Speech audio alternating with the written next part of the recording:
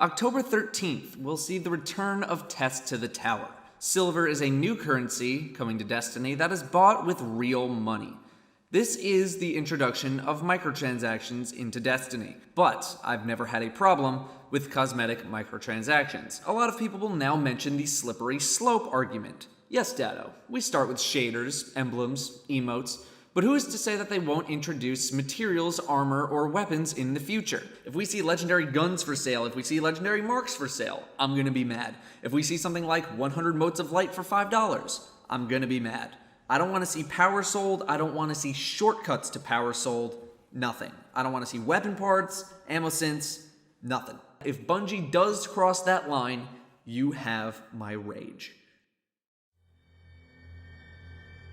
Guys, I hate to say it, but now may be the time to start raging. Now I'm gonna preface this by saying, no, this is not a joke video. When it comes to greedy corporate monetization practices, to us, this is really not a laughing matter. Those clips you just watched are from a 7-year-old video Datto posted in Destiny 1 about a month after the release of The Taken King, and my god, it has aged like fine wine. Today, we're talking about the state of microtransactions inside of Destiny 2, because over the last several years, and increasingly this past year, we have seen a dramatic increase in monetization for anything and everything Bungie can slap behind a paywall. This includes raising prices, creating new avenues for spending, double dipping into the existing player base, and giving players blatant pay-to-win benefits. Now here are the timestamps on the screen for each topic covered in this video. This is going to be a long one, so grab your popcorn. And one thing I ask before you leave a comment criticizing or even defending Bungie, please watch this video in its entirety. We're going to cover a lot of ground today because I want all of us here to have a full perspective on how bad microtransactions have become over the past 7 years. And maybe by the end of this video, when all Bungie schemes are on the table, you will share my concern for what this game may look like 7 years in the future.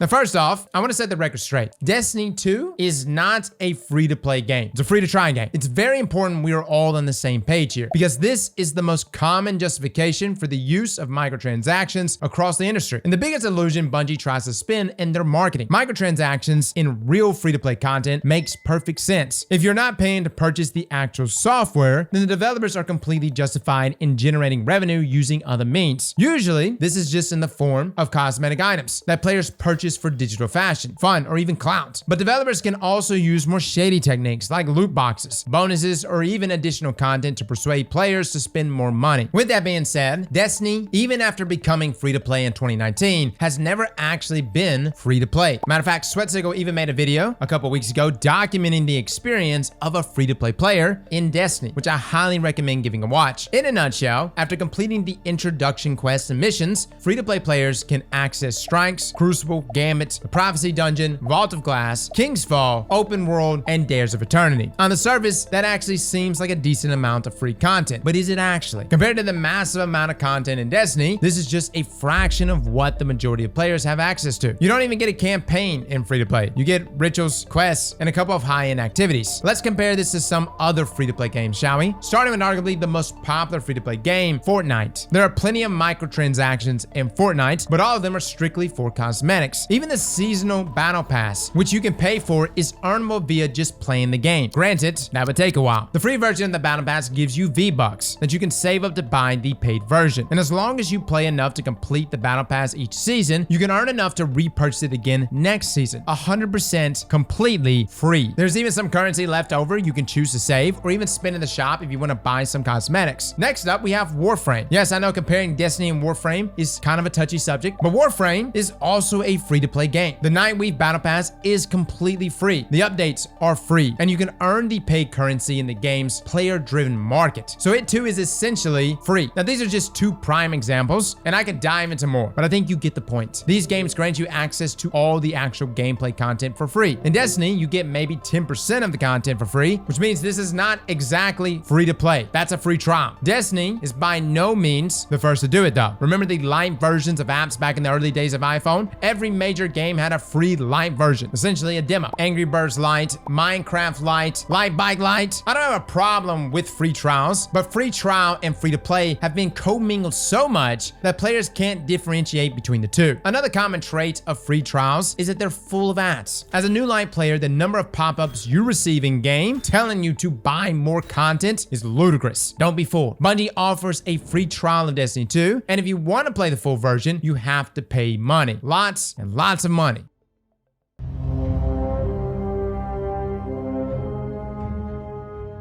Now, Destiny 2 has a lot of paid content, but quite frankly, it's confusing as hell. You got the Lightfall plus annual pass, or Lightfall by itself, the Legacy Collection, which includes Witch Queen, Beyond Light, and Shadowkeep, the 30th Anniversary Pack, Witch Queen, Beyond Light separately, as well as Shadowkeep separately, the Forsaken Pack, and the Armory Collection, which includes both Forsaken and the 30th Anniversary Pack. There's so many different bundles for old content that quite frankly, this is absurd. I have so many people that come into the stream that ask, which one do I buy? And quite frankly, how in the hell is someone new to the game supposed to navigate all of this? Now here's a novel idea. Why don't Bungie just bundle everything? Literally, just the everything bundle. All content through the year of Lightfall, or the Lightfall plus annual pass, or the legacy content bundle, which includes all those old things that tends to confuse the piss out of everyone. Now, if you need to itemize old expansions for players who want to purchase a single piece of content, that's fine. But even this list is already so much simpler than what Bungie already offers. Then you may be asking, why does this not exist already? Spoiler alert, there's no singular bundle for all of old Destiny content because Bungie refuses to improve the new player experience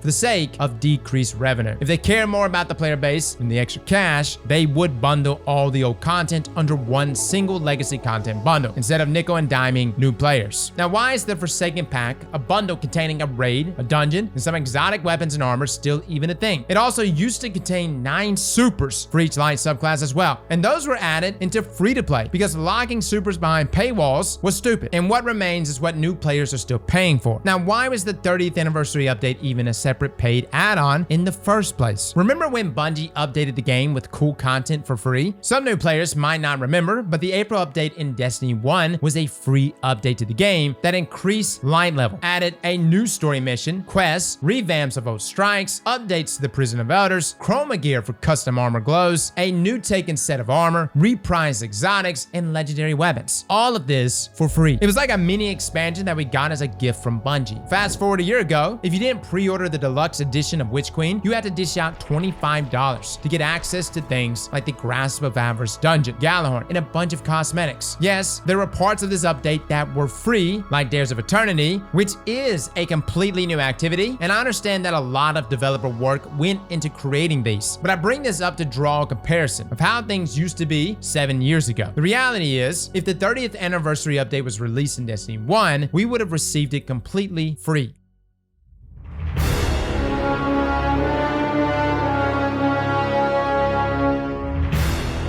Now, the 30th anniversary update was also the tipping point that introduced dungeon keys to Destiny 2. These have got to be one of the most divisive double-dipping additions to the game ever made. For those of you who don't know, dungeon keys were added in the Witch Queen. Bungie releases 2 dungeons each year, and if you don't buy the deluxe edition, that being the expansion plus annual pass, you also have to buy these separately. Both dungeons are sold together for 2,000 silver. This is Bungie's in-game currency, which equates to $20. No longer are dungeons included in seasonal content, which made a lot of us scratch our heads asking, what the hell, Bungie? This only makes paying for content more confusing, and we know it to be a fact from first-hand experience. One of our part-time editors bought Season of the Deep to play the dungeon and didn't realize Ghost of the Deep was not included in Season of the Deep, meaning he had to go buy the dungeon key after buying the season to play what he actually wanted to play. If one of us can make that mistake, how much easier is it for a new player who has never played Destiny to make that mistake as well? The title for the dungeon trailer on YouTube even suggests that it's included with the Season of the Deep. You will only find out otherwise if you read through Bungie's website, or visit the activity directly, or visit the last page in the Eververse store, which we know a decent portion of new players will not know how to do.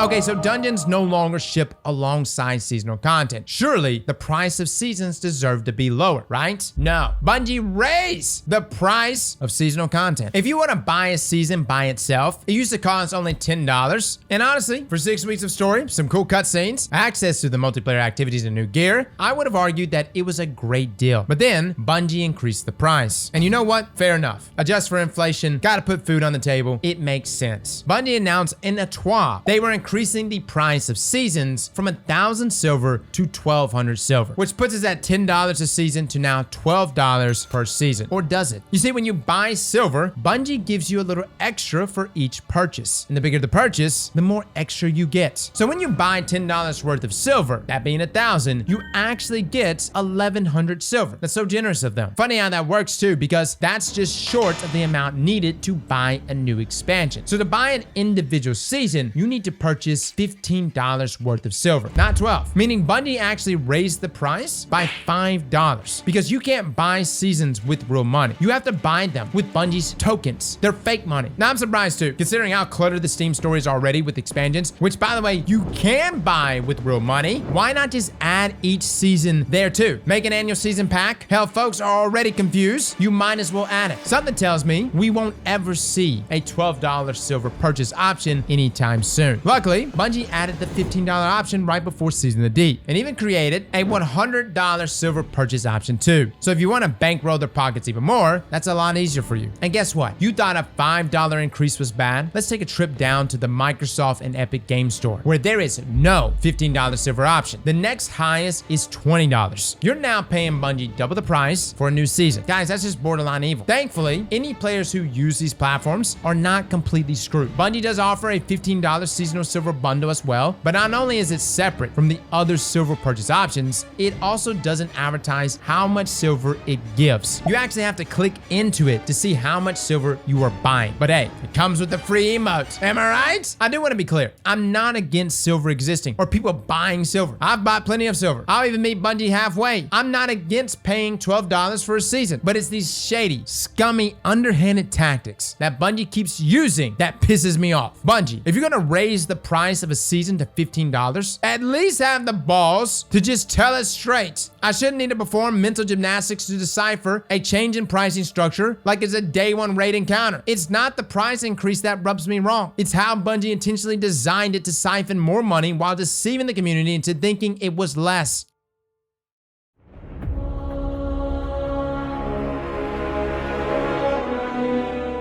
All right, this whole video has been pretty tame up until now. That's all going to change when we talk about seasonal events and event cards. Event cards are the singular worst paid item ever added to Destiny. Last year, Bungie had the idea to add event cards to Destiny. These are filled with event challenges that grant you materials, event cosmetics, weapons, etc. This card was introduced as Bungie's solution to simplify in-game events, making it easier for players to reference what they needed to do to earn more rewards and complete the event title. Their solution: plaster a giant pay to unlock button on the front of the event card to earn more rewards. You heard me right. You have to pay 1,000 silver, $10, for the privilege of completing challenges so you can earn these extra rewards. It's essentially a mini battle pass that is already inside of a seasonal battle pass model. If you don't complete the challenges, you don't get any rewards. And even worse, players often don't know that it only gives you 4 cosmetics. All the others on the card are free. This microtransaction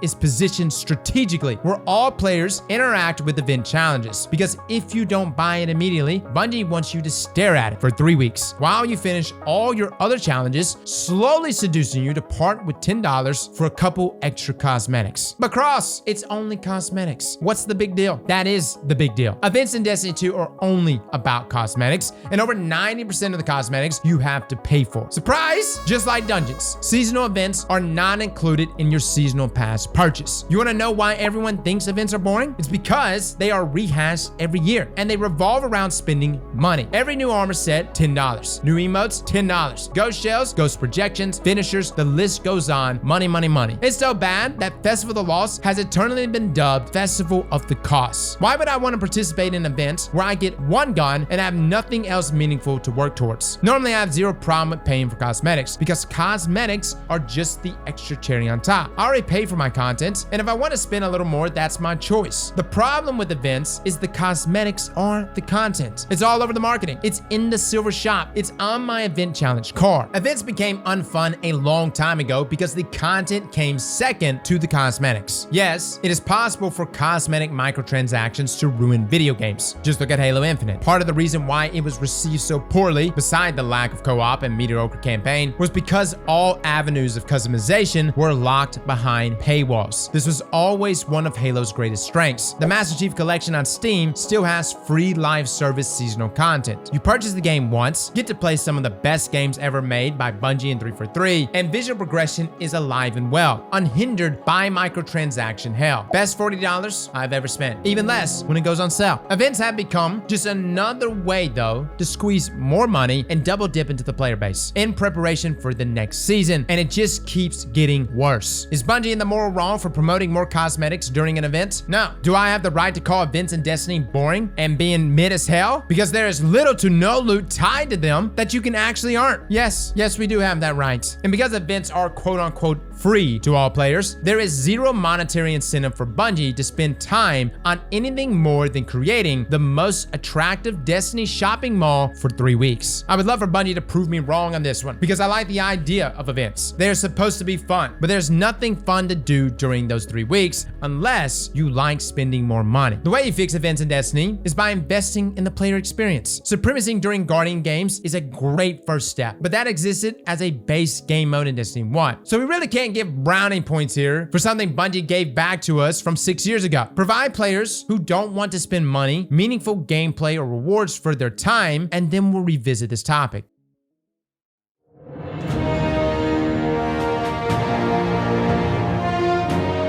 Now, this next gripe is more of a PSA. Do I have anything against paid cosmetics existing in Destiny? No. However, I don't know if you've been paying attention, but the cost for everything in Eververse store is insane. $15 per armor set. Exotic emotes can get as high as $12 each. Exotic ornaments, $6 each. And this all adds up very quickly, especially if you want to get one thing per character. The most recent price hike we've seen has been the collaboration armor sets. These started with the Epic Games collab during Season the Plunder and have stayed consistent with every collab since. Assassin's Creed, PlayStation, all of these armor sets cost 2,000 silver each. That's $20 for one set of armor. All of Destiny 1's, DLCs included, was on sale for just $20 just a few weeks ago. There's no universe where you can convince me that 3 armor sets cost $60 total, one for each class, by the way, and somehow that is worth the same price as a AAA game. Now, will people buy them? Obviously, yes. Will Bungie make lots of money? Yeah. Are we getting ripped off? You damn right. This isn't just Bungie doing this stuff. This is basically industry standard. In-game cosmetics are beyond expensive. It's your money, so spend it how you deem fit. But I figured while we're on the subject, I should make you doubly aware that everything in Eververse is very expensive and, dare I say, dramatically overpriced.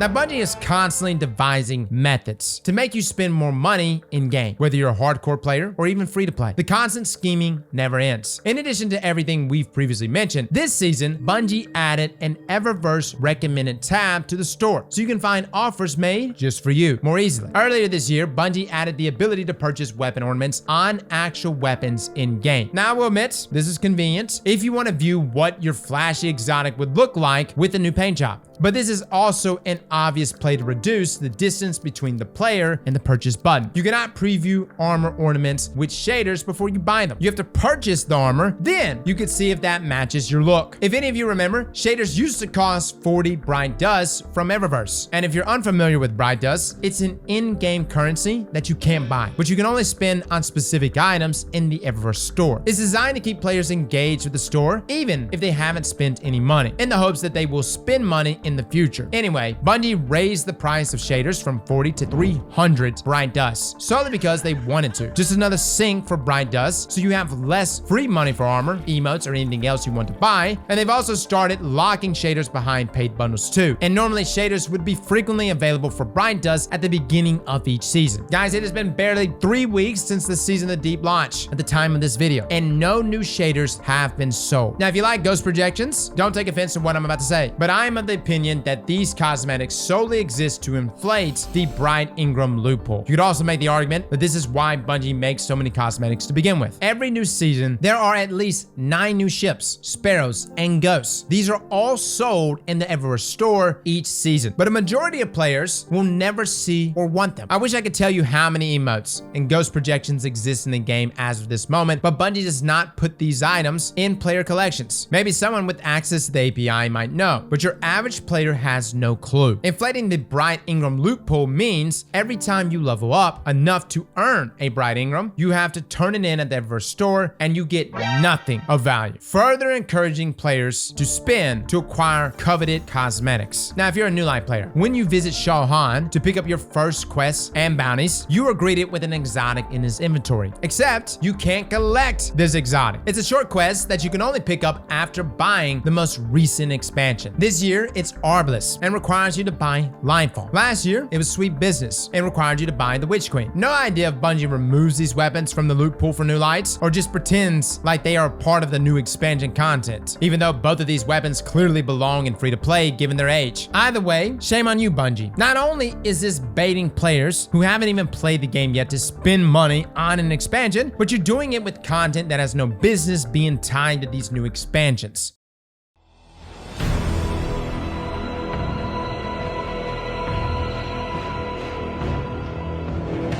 Now, what if I told you Destiny has now approached pay to win? Now, some of you may say that will never happen. Others of you may say it happened a long time ago. However, this season, definitively without a shadow of a doubt, has now pushed Destiny 2 into pay to win territory. Let me explain. In the past, we've brought up issues like character boosting. Essentially, you can pay $20 to skip the Destiny campaign and start unlocking your subclass and getting a head start on other content. I would make the argument that this is pay to win. In fact, we have made that argument in the past, and at the time, it was a pretty controversial subject. Another hot topic is expansion pre-order early exotic access. If you bought the Lightfall Deluxe Edition early, you unlocked Quicksilver Storm months before the Lightfall expansion was even released. People who bought the base version of Lightfall had to wait until Season the Deep to use this exotic, which is literally over half a year total in waiting. Now, we thought that the weapon was pretty good in PvP. We called it pay to win. More people agreed, but yet again, controversial. The problem is, many people are reluctant to call Destiny a pay-to-win game. This hesitancy stems from one question: what is considered winning in Destiny? If you don't know what winning even means, then can you even win in Destiny? Let's try and break it down. What if we classify winning in Destiny as achieving certain in-game goals? Going flawless, completing a dungeon, raid, or nightfall. All of these could be considered winning because they are difficult challenges, and they reward the players who complete them with great loot. Actually, I believe we just found our answer. Winning in Destiny 2 means getting great loot. Whether it's armor or weapons, great loot is the reason why people play this game. Strip everything else away, at its core, people play Destiny so they can earn loot and use that loot to complete harder content, or enhance the content they already play, earning more great loot in the process. Owning better loot objectively gives you an advantage over other players in game. Need I mention the Immortal and Trials of Osiris or Gallahorn at multiple points in Destiny's sandbox? That's why it's called a looter shooter. Loot isn't everything Destiny has to offer, but it affects every aspect of the gameplay experience. With that in mind, we can now assign a definition of pay to win in Destiny 2. Destiny 2 is pay to win when an unfair advantage in obtaining great loot is only accessible to players who spend more money than what is essential to play Destiny 2. If you have a better definition, I would love to read your suggestions in the comments below. But as of this moment, I believe this statement encapsulates pay to win in the context of Destiny 2 or any looter shooter quite well. All right, Cross, we get it. What's your point? Over the years, Bungie has been inching closer and closer to this pay to win line. And as of Season 21, Season the Deep, they finally crossed it. Bungie opened the floodgates and are now allowing people to buy max rank for the entire season pass on day 1 of the new season. And you may be thinking, really, Cross? The season pass is not even pay to win. Is that right? Let's take a look, shall we?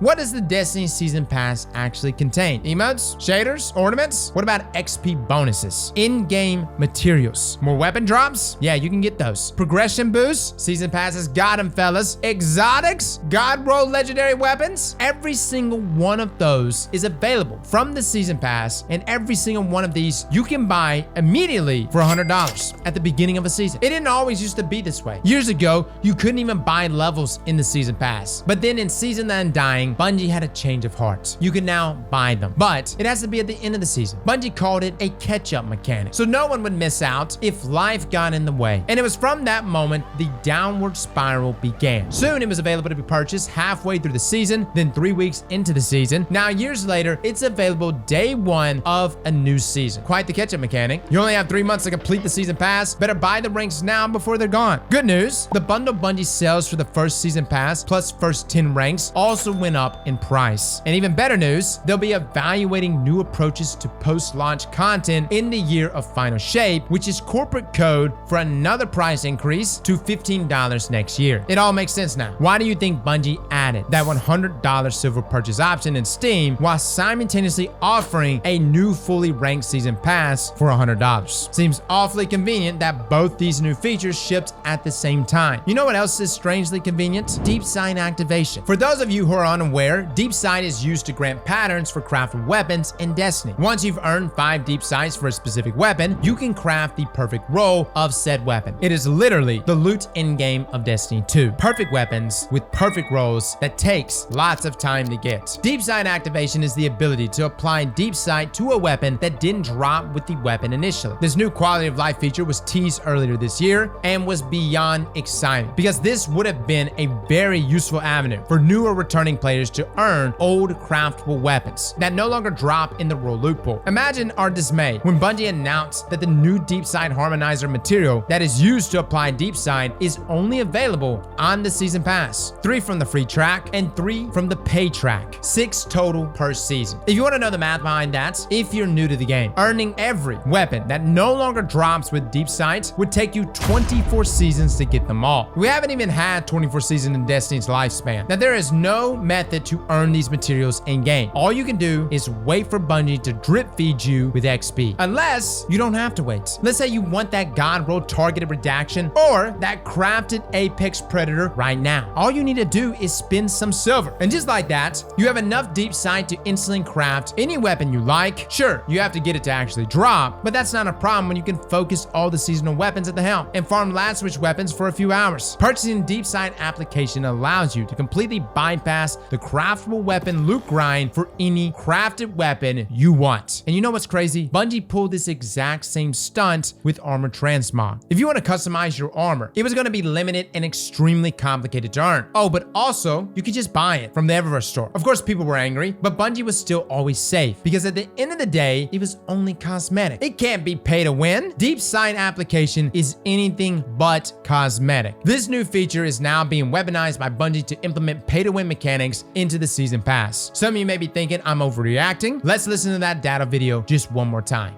A lot of people will now mention the slippery slope argument. Yes, Datto, we start with shaders, emblems, emotes, but who is to say that they won't introduce materials, armor, or weapons in the future? If we see legendary guns for sale, if we see legendary marks for sale, I'm gonna be mad. If we see something like 100 motes of light for $5, I'm gonna be mad. I don't wanna see power sold, I don't wanna see shortcuts to power sold, nothing. And as long as Bungie does not cross the line of cosmetic items, I think we'll be fine. If Bungie does cross that line, you have my rage. It doesn't matter if deep sight harmonizers aren't directly purchasable from the Eververse store. It doesn't matter if in-game materials, XP bonuses, exotic ciphers, or progression boosts are contained within the vehicle we call the Season Pass, you can still purchase them. The lie Bungie tries to tell us is that these rewards are available to everyone. Therefore, purchasing it early is of no consequence. All of the deep sight harmonizers are beyond rank 50 in the Season Pass. 99.9% of the player base will not reach those ranks for weeks, if not months. But if you have money, you could just access more loot, more rewards, more craftable god roll weapons for little to no work. What if the Immortal had been craftable this season? Everyone would have lost their minds. Just imagine if you could essentially buy a perfect PvP weapon and terrorize the Crucible with it for weeks or months with little to no competition. All hell would have broken loose. This doomsday scenario is not only possible, but now it is incredibly likely. If this isn't pay to win, fellas, I don't know what is.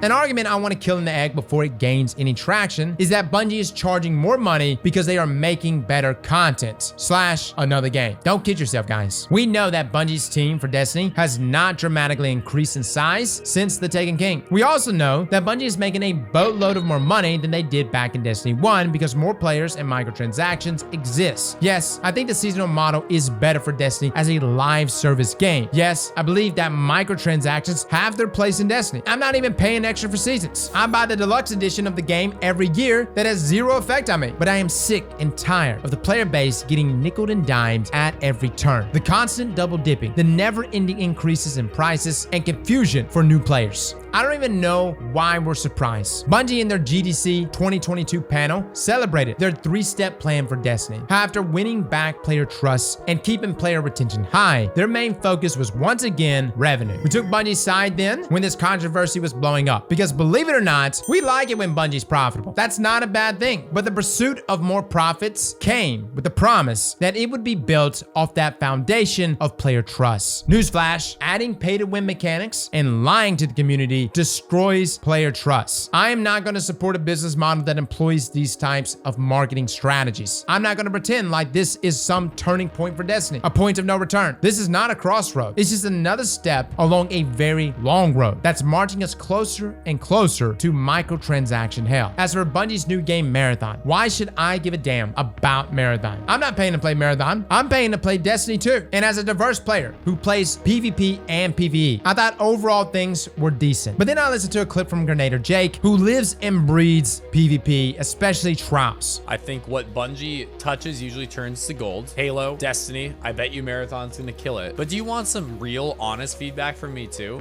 I think it's absolutely up that Bungie would abandon this game's PvP essentially, which is what they've done. They've made us basically no new maps in like 4 years, yet continue to make us pay hundreds of dollars a year so they can go work on their next baby. It feels like complete bullshit, dude. I feel like Destiny players have the right, especially Destiny PvP players, to be pissed. We're still spending over $100 every year to play this game. They literally abandoned us, and I feel like that's really frustrating. And this really put things into perspective. Bungie abandoned Destiny 2 PvP for their new PvP game. Not only that, but Marathon is also getting all the bells and whistles Destiny players have been asking for a very long time. Dedicated servers, leaderboards, new maps. Only after complaining year after year, buying new expansions and seasons year after year, are PvP players finally getting some attention. More than anything else, it's just sad that this much money has been spent by this many people, and what content do they have to show for it? Almost nothing. Bungie made a promise to make the game better for all players, not just PvE players, all players. Sadly, this isn't the first time Destiny players have been abandoned before. I know a lot of you have never played or don't care about Destiny 1 these days, but 7 years ago, before Silver even existed, the Taken King Collector's Edition was sold, and it included some custom emotes and class items. Back then, these were some of the best looking armor pieces and emotes in the game. Several of our editors were young teens at the time, and being Destiny fans, they bought the Collector's Edition. Revisiting those accounts years later, practicing for the Destiny 2 King's Fall raid race, gathering footage for videos and so on, they notice they can't equip their custom Taken King items anymore. Items that they own, items that they paid for, items that Bungie would happily charge them $20 to repurchase years later are sitting in their inventory, and they can't use them. They aren't the only ones either. Forum posts dating several years back also complained about this exact issue. Bungie hasn't fixed it. Why would they? Repurchasing old content isn't new grounds for Bungie, and paying paying for content just for it to be unplayable years later isn't a novel concept for them. Bungie doesn't care about their old game. Bungie only cares about their new game, the one that will make them more money, the one that gets the $3.6 billion